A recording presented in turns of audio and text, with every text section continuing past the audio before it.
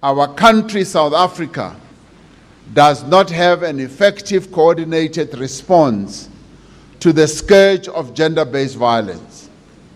This failure to implement our laws and policies effectively is doing a complete disservice to the survivors of gender-based violence and others affected by violence.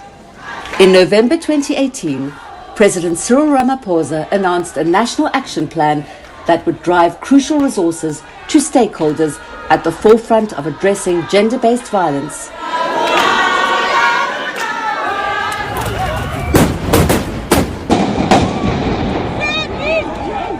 But the roadmap has been stalled. The promised vehicles have not been steered in the direction of the sector that needs them most. Shelters are desperate, and these are people that are working behind the scenes to kind of uphold the services that exist. This money must find a way to those NGOs. I believe that there's very much some fishy business happening. We have to expose these people. Tonight, Special Assignment investigates the detours on a road that threatens to go nowhere slowly.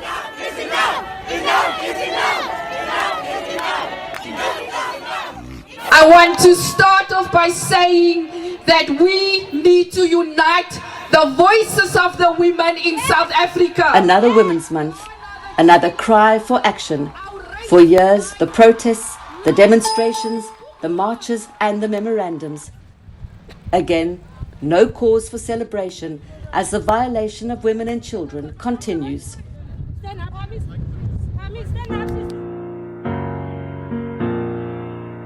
At least 26 women and children murdered in this Women's Month alone, and that's not counting the unreported cases of victims abducted, trafficked, raped, and re-victimized. This morning, we choose not to celebrate Women's Day because we have nothing to celebrate. In a country where we, the women, are unsafe. In a country where gender-based violence is the national sports. And we believe the victims that are still out there, that are afraid. This message is for you on this Women's Day, so we believe you. And we also want to say to the perpetrator out there, we see you. Despite the message resonating across the generations, the crisis of gender-based violence is now described as South Africa's secondary pandemic. But the number of victims would be much higher were it not for the crucial intervention of shelters for survivors of domestic abuse and violence. Shelters always play an absolutely critical role in saving women's lives.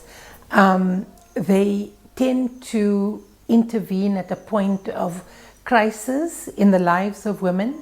They then support women and then continue to provide the tools which will help to empower women to be able to live fuller lives.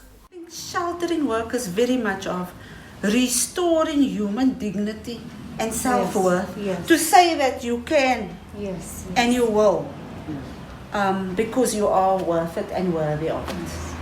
And I think that is because you believe in the work that you're doing, and no amount of money can compensate that feeling that you feel in terms of upliftment. When you know emphatically that you have changed the life course of someone. Joy Langer is the head of the Women's Shelter Movement in the Western Cape, and she runs St. Anne's Shelter for women survivors of abuse and their children. First established in 1904, it is the oldest women's shelter in South Africa, and yet now its future is in jeopardy. With COVID, things have just been amplified. And now that I looked at our financial accounts this morning, and I was saying to myself, oh my word, we need to do something, because it looks like within 3 months or so we're not going to have any funding in our accounts. It costs St Anne's almost 4 million rand per year to provide quality support and empowerment programs. Government gives us 40% of our annual budget. And so the rest we have to find. And so it's a constant slog. The National Department of Social Development disperses its annual budget to each of the provinces, but it is up to the provincial departments to disperse the funding for women's shelters. In some provinces, women's shelters are barely fit for human occupation. In Mpumalanga, there's a shelter that is utilized from a shipping container. Now, the problem with that is it is freezing cold in the winter in a shipping container. The allocations that gets given to the provinces, they then disperse of the funds the way they see fit for the need of their province. But what this means is that it's actually in violation of the Constitution.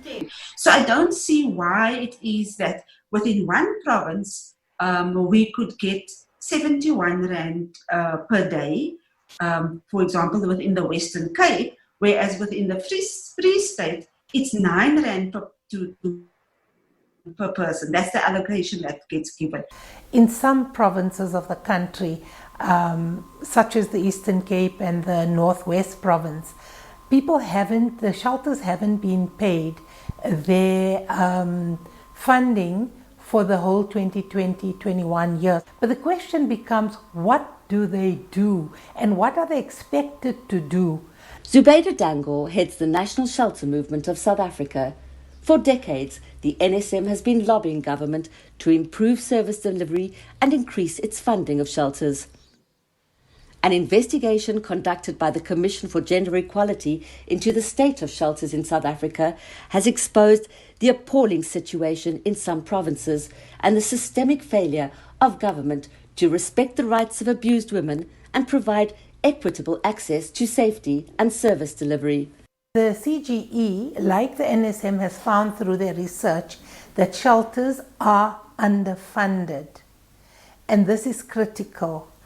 But at the same time, on the 24th of August, Minister Zulu said to the ENCA station that shelters are adequately funded.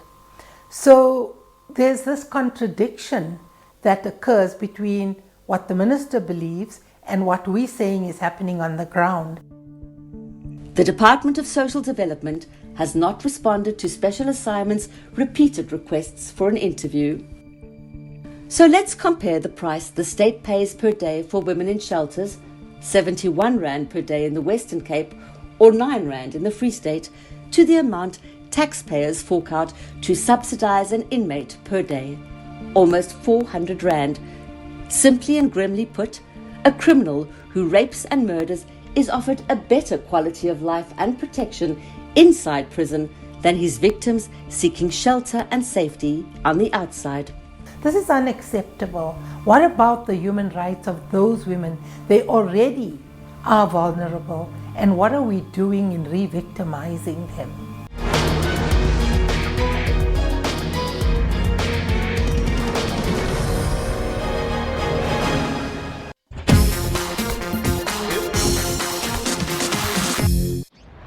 There's a saying, if you don't look back at your own car after you park it, you own the wrong car. Dumo never had this problem, nor did anyone else. Wherever he went, it was like having 50 car guards watch his car. Beauty with a beast under the bonnet. But these days, Dumo doesn't drive as much as he used to, which means not so many eyes get to see this beauty, unless you count the cat. Aye, aye, aye. If you're driving less than 15,000 kilometers a year, you could save up to 20% on your insurance premium with Smart Park, brought to you by Santam. Because if your car's spending more time at home, you should be spending less on your premium. Former SAA board chairperson Dudu Myeni is testifying at the State Capture Commission of Inquiry, and that's via video link. There was quite a severe breakdown in the functioning of the board of SAA, wasn't there? May I not answer the question? in case I incriminate myself. Ms. Mieni, you have experience in matters of corporate governance, don't you? May I not answer the question in case I incriminate myself? I can already tell you now, she's not going to answer any questions on the Companies Act. And we declare this up front, we're not grandstanding. Chairperson, I do like to ask if I'm on trial or not. You are not on trial, Ms. Mieni.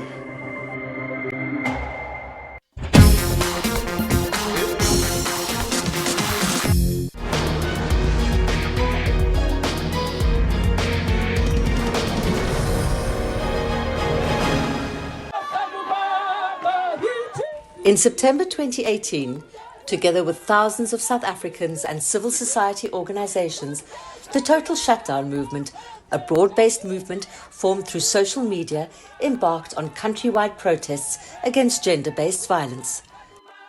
One of the 24 demands of the Total Shutdown was a gender summit must be held, which was held in November 2018.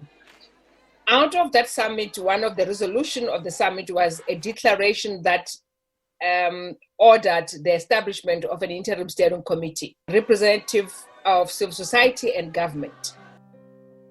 Brenda Madumise Pajibo is a legal advocate who, together with presidential advisor Professor Olive Shisana, co-chaired the broad-based interim steering committee. So let's try to navigate our way through this roadmap. In the wake of the Total Shutdown protests and the GBV summit, the Interim Steering Committee was mandated to set up a permanent GBV council that would report to the President. But the Steering Committee also developed an emergency response action plan and, most importantly, a national strategic plan that would be implemented and monitored by this permanent National GBV Council. Which is the work that we did from that January 2019 until we handed it over to government in October 2019, right? And then government had to do their own internal processes. One of the leaders of the Total Shutdown movement, Madumise Pajibo, insists she's focused primarily on combating gender-based violence, and towards this end, she has established an organization called Wise for Africa.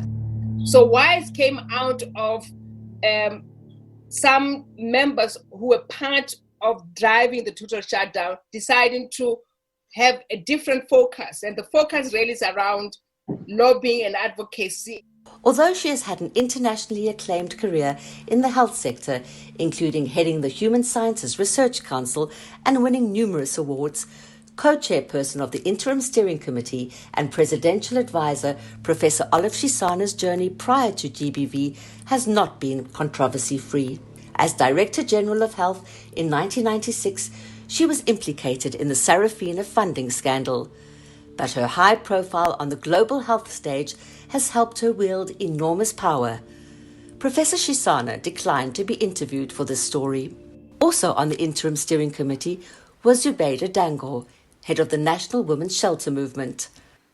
The Interim Steering Committee did meet its obligations. I think we were set up to ensure that the National Strategic Plan for Gender-Based Violence was completed, and that was clearly done with consultation in all 9 provinces. The Rapid Response Project was activated. And then, of course, the structure for the GBV Council was set up. The Interim Steering Committee was disbanded at the end of April and replaced by an interministerial committee from different government departments that would supposedly continue with the process of establishing the Permanent National Council on Gender-Based Violence.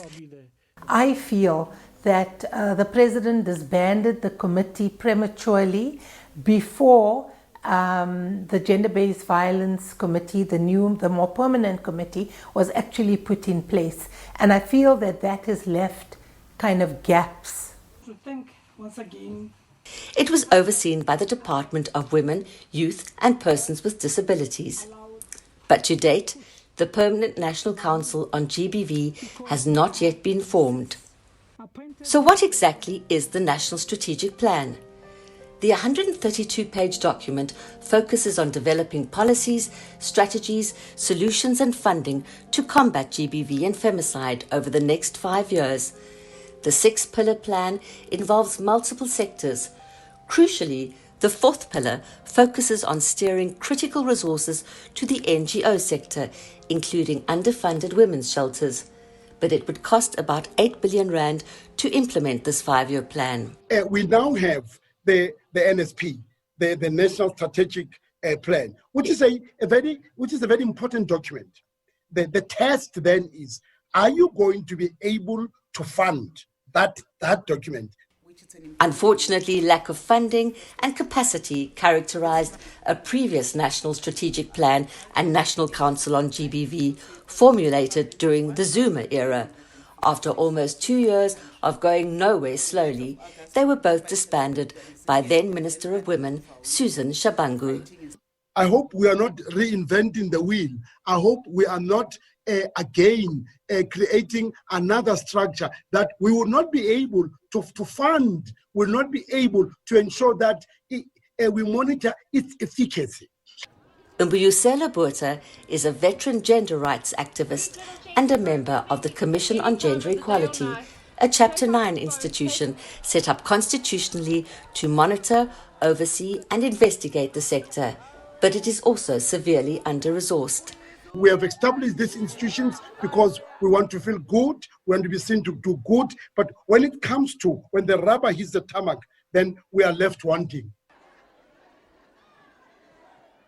But there is mass confusion and disturbing questions being asked about a gender-based violence and femicide fund that was announced by President Ramaphosa in November 2019 in response to the national outcry over gender-based violence that nearly brought the entire country to a halt. The 1.6 billion rand would be reprioritized from different government departments towards tackling gender-based violence on a multi-sectoral basis.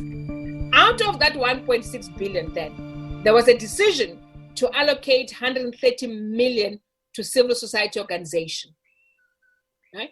And that money was going to be coming from Department of Health, Department of Social Development, and the bulk of it was really coming out of Department of Social Development. Right? Civil society are getting money from the National Development Agency. There was an advert that came out nationally for everyone to apply. And when they applied, we had more than 116 applications. NDA is in the process of reviewing those, and hopefully they'll be able to come back to people as to who gets funded, because there's criteria for how you get funded. It's not just money that's just been dished out. But the National Department of Social Development could only contribute 50 million rand from its budget. So 100 million rand was apparently taken from the Criminal Assets Recovery, or CARA funds. This money would be allocated to civil society through the Department of Social Development's National Development Agency to hundreds of NGOs supporting victims of GBV, including shelters. And we were told that the funding was going to be allocated in March already, and we are now in September. Shelters are desperate, and these are people that are working behind the scenes to kind of uphold the services that exist. And I think that they really do deserve to be supported.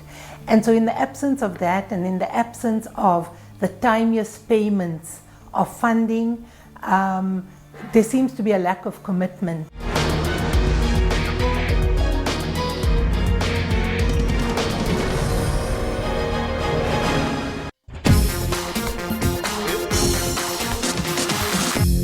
Maybe to paralyze kusho ukuthi impilo yakho isizoshintsha.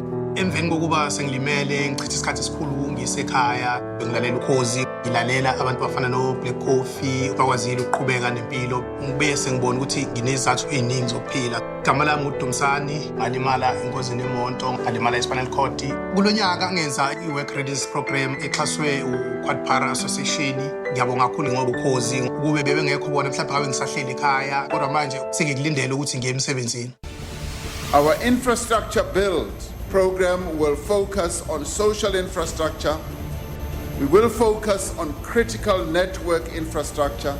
economic recovery plan for South Africa post-COVID-19.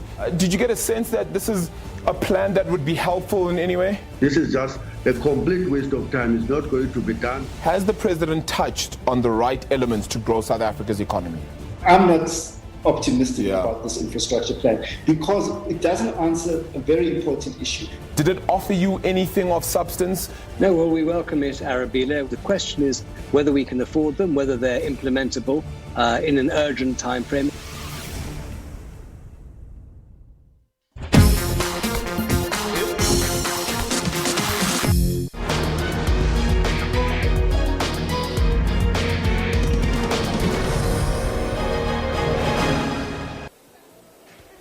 Drivers of change. This was the message and literally the medium in February this year, when 5 electric BMWs worth millions were donated to provide transport for NGOs at the forefront of combating gender-based violence. The donation was part of the Car Industry Transformative Fund. The handover was accompanied by media fanfare and even attended by German Chancellor Angela Merkel. This is an effort for us to have cars in the entire 44 districts across the country, where those people that are going to be doing house-to-house interventions or community interventions have transport. But here the details become murky. The cars were received by the GBV Summit Interim Steering Committee and handed for safekeeping to an entity called the South African Business Coalition on Health and AIDS, or SABCOA. This entity was supposedly going to administer the GBV fund on behalf of the private sector. So I would like to thank the South African Business Coalition on HIV and AIDS for their assistance in raising the funding for gender-based violence. But there has been no private sector GBV funding from or through SABCOA, and allegedly no consultation on its appointment. It was a fait accompli. We were basically told that SABCOA would be, the partner that would be in charge of the GBV funds, but that they would also be holding the BMWs that were donated by the German government until the committee, the final committee was set in place. Now, that was the last that we've actually heard from it. During November, correspondence between Presidential Advisor and Co-Chairperson of the Interim Steering Committee, Professor Shisana, and SABCOA, as well as certain members of the steering committee, suggest that SABCOA was chosen without following normal tender procedures. This was a concern raised in the emails. SABCOA wrote to the president to say, here we are available. This is the work that we do. We would like to mobilize private sector funding to support GBV. That's where they were coming from. But why was this particular entity chosen to administer such a crucial fund, especially as it had no involvement with the GBV sector? Established in 2001, SABCOA markets itself as a broad coalition of privately owned businesses involved with HIV/AIDS. Its website contains no programs related to GBV, only HIV/AIDS prevention. We weren't given that much of opportunity between, different parties to be able to make a decision. And that, for me, is a problem. SABCOA's CEO, Siyabonga Jikwana, declined to be interviewed, stating that COVID had derailed SABCOA's plans to administer the GBV funds, but that he was hoping to re-engage with government in the near future. Nothing happened. So we have not mobilized the funding as yet. So SABCOA that was willing to assist with mobilization of this private sector funding, that has fallen flat. But what about the cars? After their official handover to SABCOA in February, there has been confusion about their precise location, and several NGOs allege that they have been clocking up mileage by drivers other than their intended beneficiaries. So in early August, Special Assignment started inquiring about the cars. even visiting SABCOA's current premises. They weren't there. So those cars are sitting there, if they're still there, and in this time of COVID, they could have been utilized. So those cars SABCOA has handed them over? To whom? To the Department of Women. When did they hand them over? Do you know more or less? If I'm not mistaken, it's a couple of weeks now. Coincidentally, perhaps, the reported handover to the Department of Women, Youth and Persons with Disabilities occurred soon after Special Assignment started inquiring about their location. The Department of Women has ignored Special Assignment's requests for interviews, but we managed to track the address where the cars are supposedly being held now. Right to Care is an internationally linked healthcare organization also involved with HIV and AIDS. Apparently, it is the private sector entity that will partner with the presidency to steer the National Strategic Plan and finally drive the elusive GBV fund. To date, have any private sector funds even been raised for the GBV fund? There's been no consultation on it, so there are concerns around that. In a letter, Right to Care states that the BMWs were delivered at the end of August to be placed for asset management with Right to Care, while the district managers that will use these vehicles for outreach activities are being hired by the presidency. But do these district managers include the struggling NGOs on the ground who are supposed to be the beneficiaries of these vehicles? If so, to whom will they be allocated and when? We visited the company to get physical proof that the entire fleet was actually there, but were told that we first needed permission from the Director General of the Department of Women.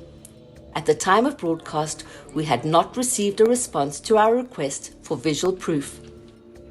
On the 24th of August of this year, the National Shelter Movement wrote an open letter to the presidency, again highlighting their funding crisis at a time when their services are needed more than ever. They are still awaiting a response.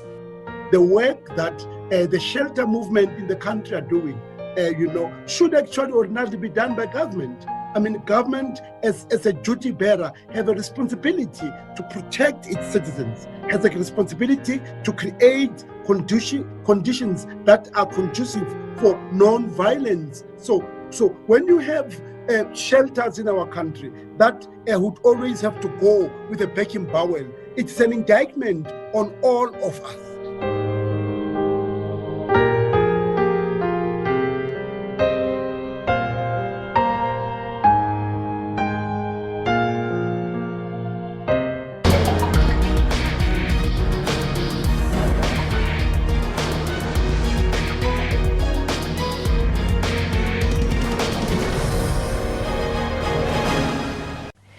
Here in Africa, there are people who are using robots in the healthcare sector. There are also those who are using drones in policing. And innovators are forever coming up with different tech tools to help in education. There's also the ever-increasing digital divide that's leaving many behind. Join me, Siphumelele Zondi, for your technology and social media conversation on Network every Sunday at 8:30 p.m. Economics Unbound is not primarily a collection of facts to be memorized,